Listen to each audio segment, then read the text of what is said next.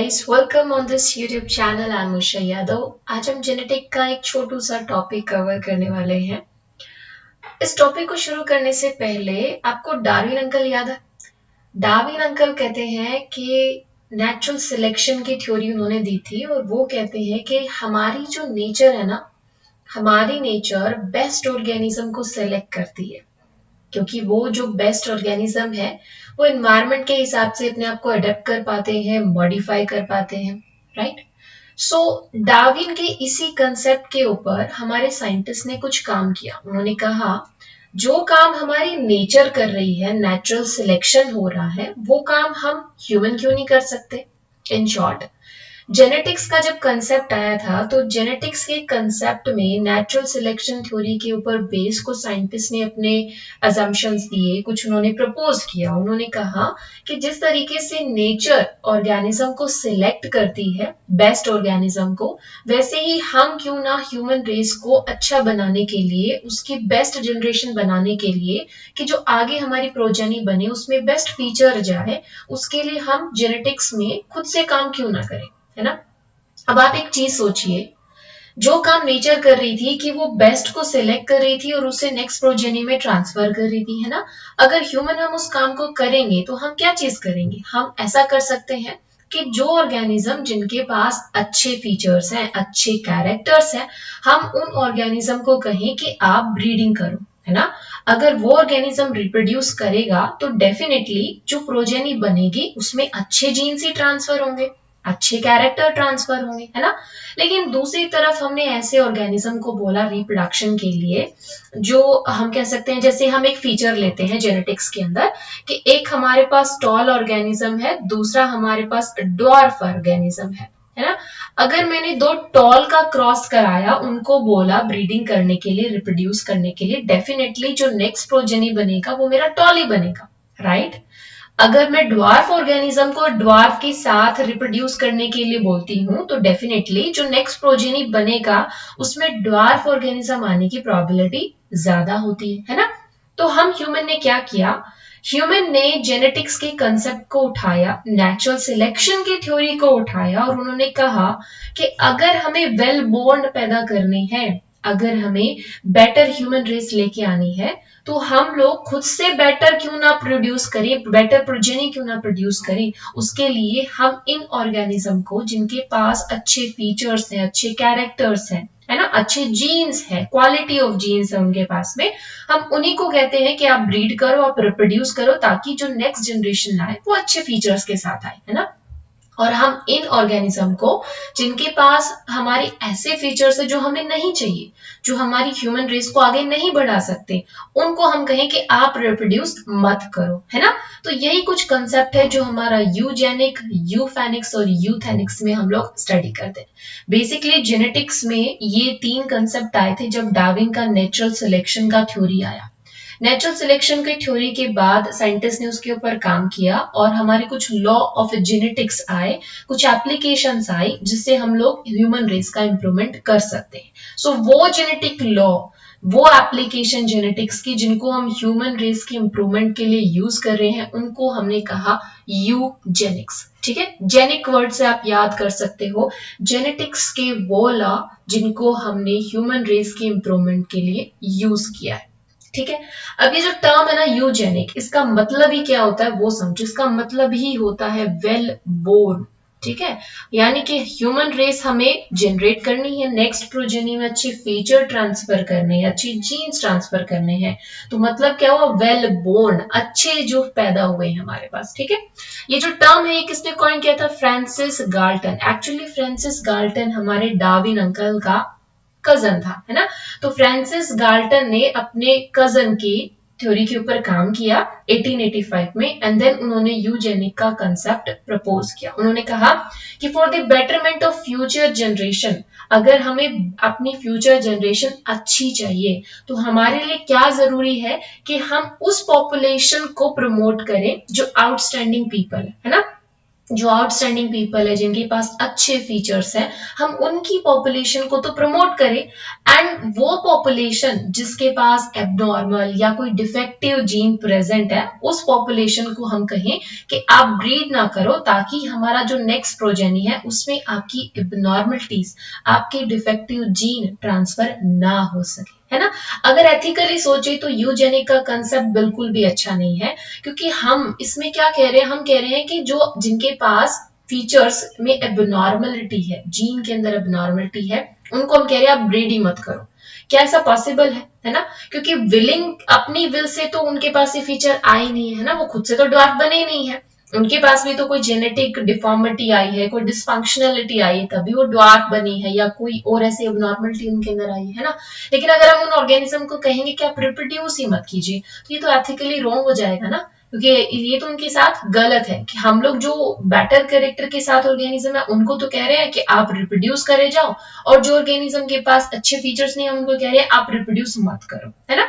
So basically हमें eugenic, यूफेनिक और यूथेनिक का कंसेप्ट समझना है, जिसमें यूजेनिक का कंसेप्ट क्या कहता है कि हमें जेनेटिक्स के लॉ को यूज करके ह्यूमन की रेस को इम्प्रूव करना। अब यूजेनिक दो तरीके का हो सकता है ना, क्या हो सकता है, दो तरीके से कैसे हो, देखो दो मेथड है हमारे पास यूजेनेटिक के। एक तो मान लीजिए मेरे पास जो टॉल ऑर्गेनिज्म है, मैं उनको कहूं कि सिर्फ आप ही आप ब्रीड करे जाओ, है ना, ड्वार्फ वाले को कह दो तुम ब्रीड मत करो, तो ये तो नेगेटिव कंसेप्ट हो गया कि मैंने कुछ ऑर्गेनिजम्स को तो बोल दिया, जो पॉपुलेशन जिसके पास फीचर्स में नॉर्मलिटीज है, डिफेक्टिव जीन्स है, उनको तो मैंने बोल दिया कि नहीं तुम ब्रीड नहीं कर सकते, है ना, यानी कि मैं अनडिजायरेबल ट्रेट को डिक्रीज कर रही हूँ यहाँ पर। दूसरी तरफ मैंने कहा कि भैया मेरे इसके पास डिजायरेबल ट्रेट है तो ये ब्रीड कर सकते हैं, तो नेगेटिव कंसेप्ट हो गया, है ना। पॉजिटिव कंसेप्ट ये कहता है कि हम कुछ ऐसी अप्रोच लगाएं, हम कुछ ऐसे मैकेनिज्म, कुछ एप्लीकेशन यूज करें जिससे जो डिजायरेबल ट्रेट है उनका अमाउंट हम इंक्रीज कर सके, और जो हमारे अनडिजायरेबल ट्रेट है उसकी अमाउंट को मिनिमाइज कर सके, लेकिन एथिकली, ठीक है। अब इसको समझते हैं, दो मेथड हमारे पास यूजेनिक के, पहला कंस्ट्रक्टिव मेथड और पॉजिटिव यूजेनिक, दूसरा है रेस्ट्रिक्टिव मेथड और नेगेटिव यूजेनिक। कंस्ट्रक्टिव मेथड का मतलब है ऐसी कोई अप्रोच हम लोग कंस्ट्रक्ट करने वाले हैं जिससे हम डिजायरेबल ट्रेट को नेक्स्ट जनरेशन में ट्रांसफर करना इंक्रीज कर रहे हैं, ठीक है। रेस्ट्रिक्टिव मेथड और नेगेटिव अप्रोच का मतलब है हम ऐसे कुछ रिस्ट्रिक्शन लेके आ रहे हैं जिनसे हम अनडिजायरेबल ट्रेट का जो ट्रांसफर हो रहा है नेक्स्ट जनरेशन में उसको डिक्रीज कर रहे हैं, ठीक है। अब इसको थोड़ा और अच्छे से समझते हैं। पॉजिटिव यूजेनिक, पॉजिटिव यूजेनिक का मेन फोकस क्या होता है, टू इंक्रीज कंसिस्टेंटली बेटर और डिजायरेबल जर्म प्लाज्म, यानी कि उस जर्म प्लाज्म को प्रमोट करना जिसके अंदर हमारे अच्छे फीचर्स हैं, अच्छे जीन्स हैं, है ना, and to preserve the best germ plasm of the society, right? So the desirable trait can be increased by adopting the following measure. अब ऑब्वियसली बात है, हमने अप्रोच तो देख लिया, हमें क्या करना है, हमें डिजायरेबल ट्रेट को इंक्रीज करना है, और इसी चीज को हम कह रहे हैं पॉजिटिव यूजेनिक। अब उसके लिए क्या क्या हम लोग अप्रोच यूज कर सकते हैं वो देखिए। पहली चीज, हमारे पास जिस पॉपुलेशन के अंदर अच्छे फीचर्स हैं, हम क्या करेंगे, हम उनकी अर्ली मैरिज करा दें, ठीक है। अर्ली मैरिज कराएंगे तो डेफिनेटली उनके पास चांसेस ज्यादा होंगे रिप्रोडक्शन के, रिप्रोड्यूस करने के, ब्रीड करने के, है ना। तो पहला हमने अप्रोच क्या लगाया कि जो ऑर्गेनिज्म, जो पॉपुलेशन हमारे पास अच्छे फीचर्स वाली है, जिनका अच्छा जर्म प्लाज्म है, उनको हमने क्या बोला, उनको अर्ली मैरिज, उनकी अर्ली मैरिज हमने करा दी, ताकि उनकी जो डिजायरेबल ट्रेट है वो मैक्सिमाइज वे में हमारी नेक्स्ट जनरेशन तक ट्रांसफर हो सके। दूसरा अप्रोच हमने क्या लगाया, subsiding the fit and establishing sperm and egg bank of precious germ plasm. हम क्या करेंगे, जिन ऑर्गेनिज्म की जर्म प्लाज्म में अच्छे फीचर्स हैं, है ना, हम उनके एग को, उनके स्पर्म को स्टोर कर लेंगे, है ना, हम ऐसे जेन बैंक बनाएंगे, ऐसे एग बैंक बनाएंगे, ऐसे स्पर्म बैंक बनाएंगे जिसके अंदर हमने अच्छे फीचर्स वाले, अच्छी क्वालिटी वाले स्पर्म को और एग को स्टोर कर दिया, है ना। तीसरा हम क्या करेंगे, educating the basic principle of genetic and eugenic. ये सबसे बेस्ट मेथड होता है ना, आप कोई चीज जबरदस्ती अप्लाई करो पॉपुलेशन पे तो शायद उस चीज के लिए आपको इतना सपोर्ट ना मिले, है ना। लेकिन अगर आप पीपल्स को एजुकेट करोगे, अगर आपने पीपल को एजुकेशन दिया कि भाई यूजेनिक हमारे लिए कितना इंपॉर्टेंट है, अगर हमें एक बेटर ह्यूमन रेस बनाना है तो हमें क्या करना पड़ेगा, हमें इसका थोड़ा सा कंसेप्ट हमें पता होना चाहिए, हमें इसकी नॉलेज होनी चाहिए, तभी हम उसको अप्लाई कर पाएंगे, राइट। इस चीज को आप ऐसे समझो, है ना। आप देखिए इंडिया का पॉपुलेशन कितना इंक्रीज हो रहा है ना, लेकिन आपको पता है कि इंडिया का पुअर पॉपुलेशन सबसे ज्यादा इंक्रीज हो रहा है ना। एक्चुअल में हो क्या रहा है, जो पीपल, जो हमारे पर्सन इंडिया में कैपेबल है एक अच्छी जनरेशन को, एक क्वालिटी जनरेशन को फैसिलिटी देने में, वो एजुकेशन देने में, वो पॉपुलेशन तो क्या कर रही है, वो कंट्रोल्ड वे में ब्रीडिंग कर रही है। यानी कि आप खुद भी देखोगे कि जो हमारे हाईली एजुकेटेड पर्सन होते हैं वो जनरली क्या करते हैं, उनके या तो घर में एक बच्चा होगा या दो बच्चे होंगे, है ना। लेकिन जो हमारे बेचारे पुअर लोग हैं वो लोग क्या करते हैं, उनको एजुकेशन नहीं है, उनको इन चीजों का पता नहीं है, उनके पास उतनी अवेलेबल फैसिलिटी भी नहीं है, स्टिल वो क्या करते हैं, उनका रिप्रोडक्शन रेट ज्यादा होता है, वो ज्यादा बच्चे पैदा करते हैं। इस वजह से क्या होगा, बच्चे को फैसिलिटी तो नहीं प्रोवाइड कर पा रहे, तो क्वालिटी जनरेशन हमारा जनरेट नहीं हो रहा, है ना। तो यूजेनिक का मेन फोकस यही था कि हमें क्वालिटी जनरेशन बढ़ानी है, हमें नेक्स्ट जनरेशन में वो फीचर्स ट्रांसफर करने हैं, वो चीजें प्रोवाइड करनी है जिससे हमारा जो ह्यूमन रेस है वो अच्छा निकल के आए, वो अच्छा उभर के आए, है ना। तो इसके लिए हम क्या अप्रोच ले सकते हैं कि हम पीपल को, लोगों को हम एजुकेट कर सकते हैं, हम उनको जेनेटिक्स के बारे में बताएंगे, हम उनको यूजेनिक्स के बारे में बताएंगे, ठीक है। फिर हमारे पास फोर्थ अप्रोच क्या होता है कि हम एनवायरमेंटल कंडीशन को इम्प्रूव कर दें, है ना। जैसे मैंने अभी एग्जांपल कहा, अब हमारे जो पीपल है, जो पुअर है, जो बिलो पॉवर्टी लाइन बिलोंग कर रहे हैं, है ना, उनके पास उतनी फैसिलिटी नहीं है, उनके पास उतनी चीजें नहीं अवेलेबल नहीं है कि वो अपनी जनरेशन को उतना फैसिलिटी, उतना एजुकेशन, उतना क्वालिटी ऑफ थिंग्स प्रोवाइड कर सके, है ना। ऐसे में हम क्या करेंगे, हम एनवायरमेंटल कंडीशन इंप्रूव कर देंगे। मतलब अगर हम उन लोगों को क्वालिटी एजुकेशन प्रोवाइड करेंगे, अगर हम उन्हें फैसिलिटी प्रोवाइड करेंगे, देन डेफिनेटली उनका जो पॉपुलेशन है, उनका जो नेक्स्ट जनरेशन है वो समहाउ इंप्रूव हो सकता है ना। आपको एक चीज याद रखनी है कि ह्यूमन जो भी है, कोई भी ऑर्गेनिज्म है या ह्यूमन है, वो दो चीजों का रिजल्टेंट होता है। एक होता है हेरिडिटी, ठीक है, हेरिडिटी और एनवायरमेंट, यानी कि इन दोनों का प्रोडक्ट होता है कोई भी ऑर्गेनिज्म, है ना। आप जरूरी नहीं है कि आपका जो जीन, आपका कंपोजिशन था, जो आपको पेरेंट्स से मिला है, वही आपको पूरा डेवलप करेगा, नहीं, जरूरी नहीं है। जो जेनेटिक कॉन्स्टिट्यूएंट है उसका ऑफ कोर्स यहाँ पर इंपॉर्टेंस होता है किसी भी ऑर्गेनिज्म की डेवलपमेंट में, ग्रोथ में, उसके बनने में, है ना। लेकिन एनवायरमेंट का भी अपना एक इन्फ्लुएंस होता है।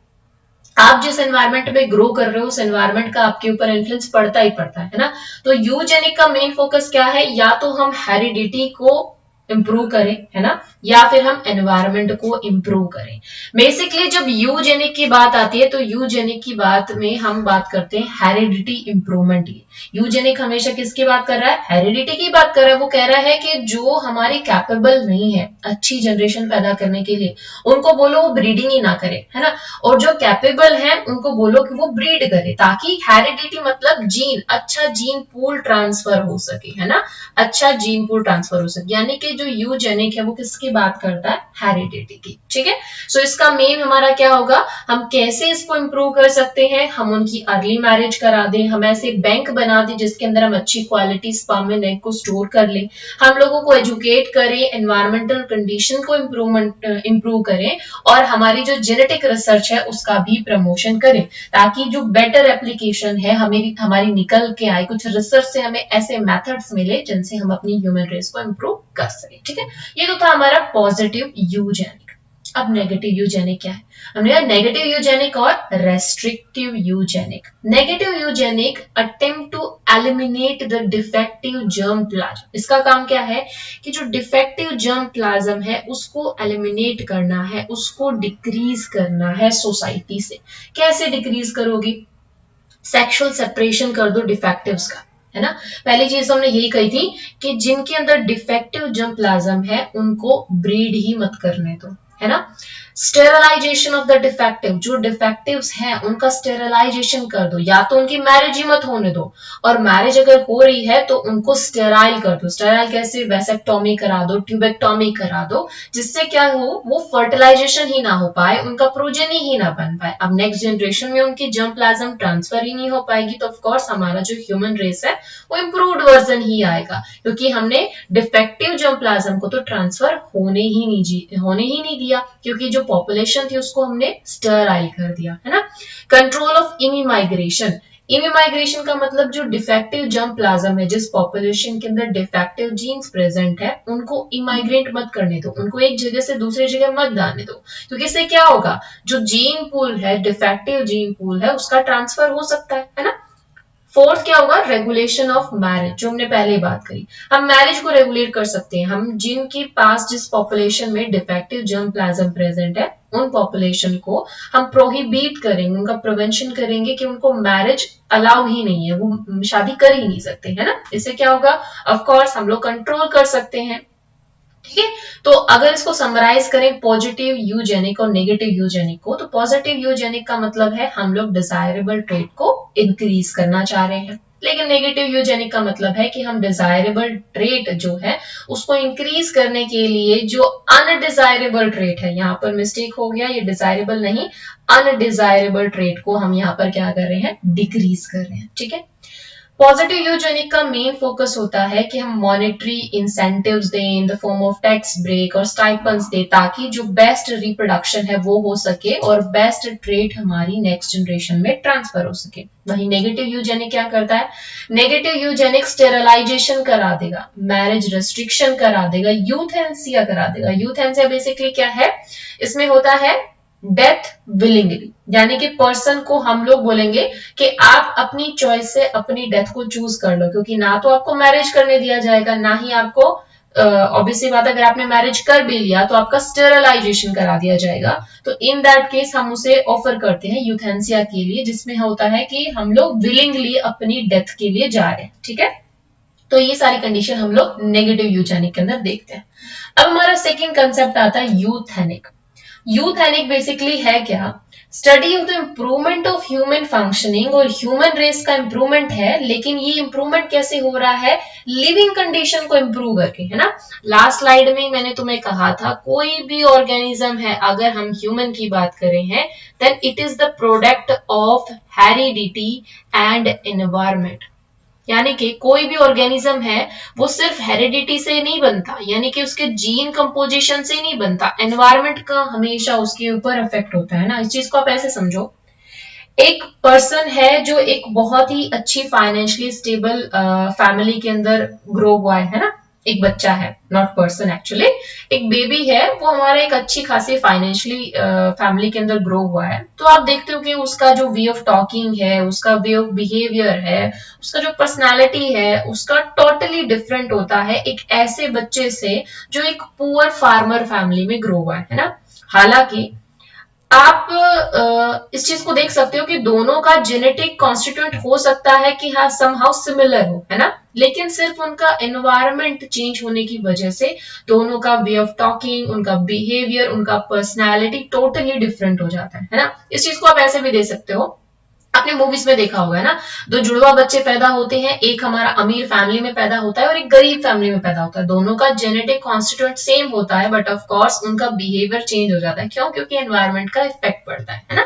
तो यूथेनिक्स क्या कहता है कि हम ह्यूमन रेस को डेवलप तो करेंगे, हम ह्यूमन रेस को इम्प्रूव तो करेंगे, एक्चुअली नॉट डेवलप, इम्प्रूवमेंट, लेकिन हम हेरिडिटी के ऊपर नहीं इम्प्रूवमेंट करेंगे, हम उसका इम्प्रूवमेंट करेंगे किसके ऊपर? बेस्ड एनवायरनमेंट के ऊपर, है। मान लीजिए मैंने एनवायरनमेंट ही बदल दिया, जो जेनेटिक डिफॉर्मिटीज आई बच्चे में, ठीक है आई, लेकिन अब मैं उसको उसके पैदा होने के बाद उसको अच्छी फैसिलिटी प्रोवाइड करके, उसको अच्छी एजुकेशन देके, उसको अच्छी हाउसिंग कंडीशन देके, उसका इकोनॉमिक एनवायरनमेंट ग्रो करके, और उसके अंदर अगर कोई डिजीज है भी तो उनका प्रिवेंशन करके, यानी कि उसके एनवायरनमेंट को कंट्रोल करके हम लोग इंप्रूव कर सकते हैं उसके अंदर। इन शॉर्ट, यूथेनिक बात करता है ह्यूमन रेस की इंप्रूवमेंट की, लेकिन ये सिर्फ प्रेजेंट जनरेशन की बात करता है, क्योंकि इसमें बेबी के बर्थ के बाद हम लोग उसके एक्सटर्नल फैक्टर, उसके इन्वायरमेंट को कंट्रोल करते हैं, है ना, जिससे क्या होगा, हम लोग उसको बेटर बना सकते हैं, राइट।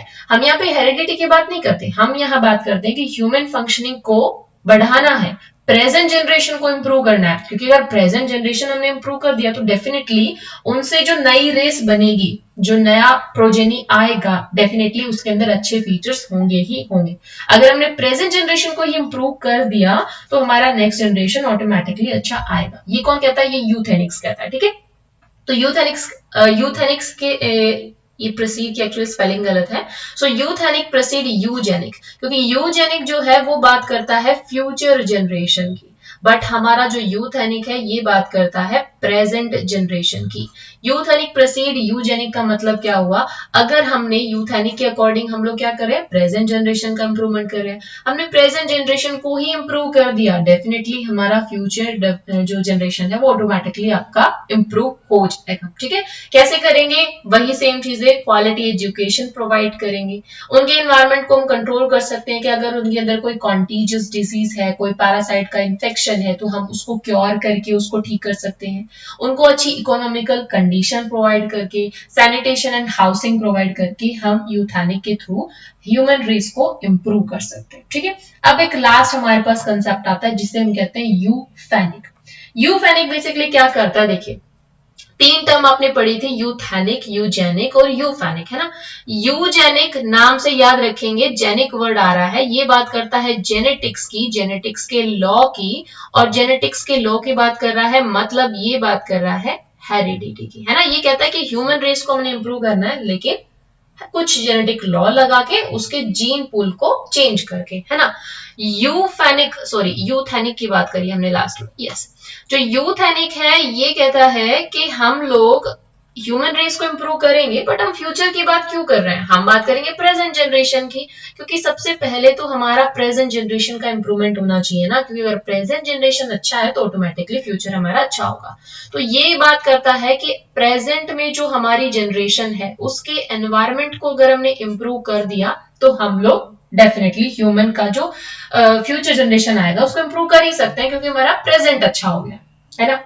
यूफेनिक क्या कहता है? यूफेनिक कहता है कि अच्छा ठीक है, आपने हेरिडिटी को मॉडिफाई कर दिया, आपने एनवायरमेंट को मॉडिफाई कर दिया, अब मैं क्या करूंगा, अगर हमने ह्यूमन पॉपुलेशन का उसके यानी कि देखिए बर्थ के बाद, बर्थ में हमारा जो जेनेटिक होता है ना, यानी कि हमारा जो जीन कंपोजिशन है, जो हमारा हेरिडिटी है, उसको हम कंट्रोल नहीं कर सकते आफ्टर बर्थ, है ना। तो जो जेनेटिक कॉन्स्टिट्यूएंट है, आपको पता है जीन के अंदर मॉडिफिकेशन किया जा सकता है, एक नई अप्रोच है हमारी बायोटेक्नोलॉजी की जिसे हम कहते हैं जेनेटिक इंजीनियरिंग, जिसमें हम क्या कर सकते हैं, अगर हमें ये पता है इस पर्टिकुलर जीन की वजह से ये डिजीज हुआ है, तो हम उस जीन को ही मॉडिफाई कर देते हैं, है ना। तो यूफेनिक ये कहता है कि मैं काम वही करूंगा जो आप कर रहे हो, जो यूफेनिक के थ्रू, जो यूजेनिक के थ्रू हो रहा है, बट यहाँ पर काम कैसे होगा कि प्रेजेंट जनरेशन पर ही मैं काम करूंगा। काम कैसे करूंगा? जेनेटिक इंजीनियरिंग के थ्रू, यानी कि मैं जीन्स को ही चेंज कर दूं, है ना। इससे क्या होगा, ना तो यूजेनिक की जो अनएथिकल चीजें हैं वो हो पाएंगी, ना ही यूथेनिक की वजह से जो एनवायरमेंट को हम कंट्रोल कर रहे थे, यूथेनिक इफेक्टिव होता है बट उतना नहीं होता, है ना। तो उसके लिए यूफेनिक हमारा काम करता है। यूफेनिक क्या कहता है कि मैं प्रेजेंट जनरेशन पर ही काम करूंगा, बट जेनेटिक इंजीनियरिंग के थ्रू, मेडिकल इंजीनियरिंग हम इसे कहते हैं। इसके एग्जाम्पल में आप ऐसे समझ सकते हो, यूफेनिक का मेन पर्पस होता है ह्यूमन के फिनोटाइप को चेंज करना। फिनोटाइप का मतलब उसकी फिजिकल अपीयरेंस को चेंज करना, है ना। इसको आप ऐसे समझो, एक प्रेग्नेंट जो वुमेन होती है ना, आपने देखा होगा, जैसे ही प्रेगनेंसी का पता चलता है, एक प्रेग्नेंट वुमेन को डॉक्टर सजेस्ट करता है कि आप जो विटामिन की टैबलेट है ना वो लेना शुरू कर दो, फोलिक एसिड के सप्लीमेंट्स लेना शुरू कर दो। क्यों? क्योंकि ये कंसेप्ट आता है हमारा यूफेनिक के अकॉर्डिंग, जो ये कहता है कि मान लीजिए जब हमारी मदर प्रेग्नेंट है तो बेबी ग्रो जो कर रहा है उसका टोटली डिपेंड करता है मदर की डाइट के ऊपर, मदर की बिहेवियर के ऊपर, मदर का हैबिट कैसा है, मदर किस तरीके से रह रही है ना। अगर हम मान लो हमारी मदर को जो एसेंशियल विटामिन है, फॉलिक एसिड सप्लीमेंट शुरू में ही देना चालू कर देंगे, तो हमारे बेबी के अंदर कोई डिफॉर्मिटीज आएगी ही नहीं, डिसफंक्शनलिटी आएगी नहीं, है ना। तो ये एक तरीके से क्या होगा, ये यूफेनिक का अप्रोच है। मतलब हम फॉलिक एसिड सप्लीमेंट दे रहे हैं प्रेग्नेंट वुमेन को, ताकि उसके अंदर जो हम लोग बोल सकते हैं एबनॉर्मलिटीज है, जैसे कि एक एबनॉर्मलिटी है हमारा न्यूरल ट्यूब, न्यूरल ट्यूब के अंदर डिफॉर्मिटीज आती है, न्यूरल ट्यूब डिफिशियंसीज आती है, इसको हम लोग ओवरकम कर सकते हैं। मान लीजिए अगर हमने मदर को बोला कि आप फॉलिक एसिड सप्लीमेंट लीजिए, तो इन दैट केस अगर उसका बॉडी में विटामिन का कमी है, देन उसकी वजह से बच्चे के ऊपर कोई डिफॉर्मिटीज नहीं आएगा, क्योंकि हमने इनिशियल स्टेज पर ही फॉलिक एसिड के सप्लीमेंट चालू कर दिए है ना। इसी का दूसरा एग्जाम्पल आप ऐसे याद रख सकते हो, जैसे एक डायबिटिक पर्सन है, आपको पता है डायबिटिक पर्सन को डायबिटीज कंट्रोल करने के लिए हम लोग इंसुलिन के सप्लीमेंट देते हैं ना। इंसुलिन हमने कैसे बनाया, हमने जेनेटिक इंजीनियरिंग से बनाया, और इससे हम क्या कर रहे हैं, हम लोग अपनी प्रेजेंट जनरेशन को ही कंट्रोल कर रहे हैं, है ना। प्रेजेंट में हमारी जो पर्सन है वो डायबिटिक है, और डायबिटिक पर्सन को हम लोग इंजीनियर्ड इंसुलिन दे रहे हैं ताकि हम लोग उसकी डायबिटीज को कंट्रोल कर सके, है ना। तीसरा इसका एग्जाम्पल है आपका, जैसे कि आप एक पर्सन है, उसकी हार्ट के अंदर हमारा ऐसे नोड काम नहीं कर रहा है ना, तो आपने सुना होगा हम आर्टिफिशियल पेसमेकर उसकी हार्ट के अंदर इंट्रोड्यूस कर देते हैं। वो भी एक अप्रोच कैसा है, यूफेनिक का अप्रोच है, सॉरी यूफेनिक का अप्रोच है, ठीक है। बेसिकली जो यूफेनिक है ये काम करता है मेडिकल इंजीनियरिंग के कंसेप्ट पर, इसी को हम कह सकते हैं जेनेटिक इंजीनियरिंग के कंसेप्ट पर ये काम करेगा, ठीक है। अब हम इन तीनों चीजों को एक टैबुलर फॉर्म में देख लेते हैं, क्या हमने पढ़ा है। Eugenic, euthenic and euphenic. Eugenic से याद रखोगे जीन से मतलब जेनेटिक लॉ की बात करने वाले हैं, ठीक है। थैनिक वर्ड है हमारा एनवायरमेंट के लिए, और फेनिक से याद रखोगे फिनोटाइप। जब फिनोटाइप चेंज करने की बात कर रहे हैं तो यूफेनिक होगा, जब जीन के चेंज की बात कर रहे हैं तो हम यूजेनिक की बात कर रहे हैं, और जब हम एनवायरमेंट की बात कर रहे हैं तो हम यूथेनिक की बात कर रहे हैं, ठीक है। सो यूजेनिक किसे डील करेगा, डील विद रेस इंप्रूवमेंट, लेकिन हेरिडिटी के साथ, ठीक है। ये किसके साथ काम करेगा, हेरिडिटी के साथ। यूथेनिक किसके साथ काम करेगा, एनवायरमेंट के साथ। और हमारा जो यूफेनिक है ये फिनोटिपिक इंप्रूवमेंट करता है, यानी कि जो ऑर्गेनिज्म का फिजिकल अपीयरेंस है, जो उसका फिनोटाइप है, हम उसी को चेंज कर देते हैं। लेकिन ये भी कब काम करेगा, ये भी प्रेजेंट जनरेशन पर काम करेगा, आफ्टर बर्थ काम करेगा, बर्थ से पहले काम नहीं करेगा, ये आफ्टर बर्थ काम करेगा, ठीक है। Eugenic is useful for future generation, euthenic is useful for present generation, and similarly euphenic is also responsible for present generation. eugenic में हमारे genetic laws आते हैं, euthenic में हम लोग best environment provide करते हैं, और euphenic के अंदर हम लोग genetic engineering की approach use करते हैं।